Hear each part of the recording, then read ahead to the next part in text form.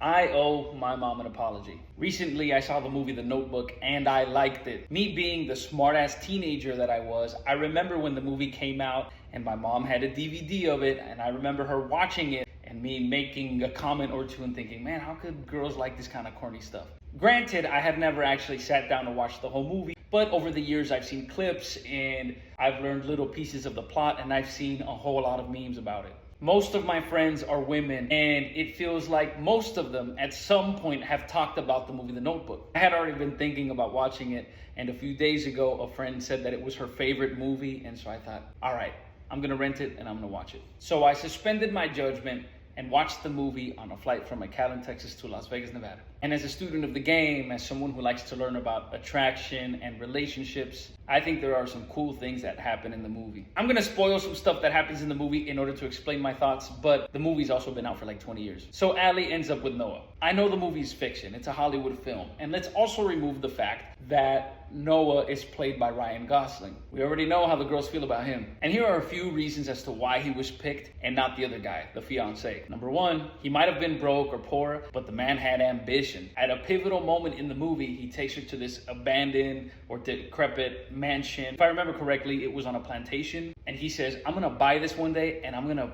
build a house. I'm gonna rebuild this. He had his own ambitions that had nothing to do with her. And then when she was interested and she said, well, can we have this and this? He said, yeah. He basically said, yeah, baby, I'll build whatever you want. He had his own goals and then included her. He invited her on his journey. Number two, as I alluded to before, my man was broke. My man was poor. My man did not come from money. But he owned up to it. At that lunch or that dinner with her family, and they're all dressed in white, it's all kind of elegant and high status, they asked him where he worked and how much he made, and he told them. And if I remember correctly, he said, this is how much I make. I don't need much to be happy. On that same note, though he wasn't making much money, it was clear that he was a hard worker. Number three, it was clear that he was madly in love with her. Well, they were both in love with each other, but he was not afraid to tell her how he felt. In the movie, he even told her, you're a pain in my ass sometimes. And there's that famous scene that's been made into a million memes where he's telling her, what do you want?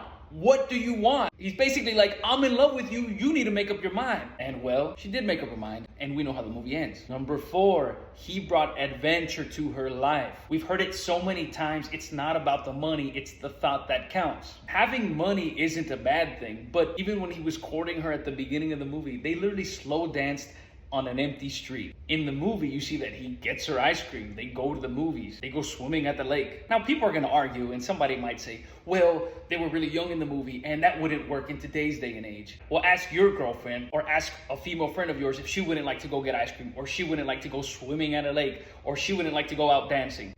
He might have not had money, but he did the best with what he had, and he didn't let it stop him. I can talk some more about the movie, but I liked it. And I think I learned a couple of things from it. And I see some parallels in my life. I didn't come from a rich family, at least not rich in money. Rich in love, rich in jokes and humor and a lot of other things, but not rich in money. I also have never met my father. I'm not complaining, by the way. Those are just facts. Now, some videos have popped up on my feed on social media of guys saying that girls are only interested in dudes with money. This video is not about that, and this is not about arguing with anyone, but I will say this. If all girls were interested in only money, I would have never had a date in my entire life. And I've been living a great life. So call it a chick flick, call it whatever you want, but I like the movie The Notebook. And as a matter of fact, if you have any more recommendations, please let me know. I'd love to talk more about the movie, but right now I have some music to work on.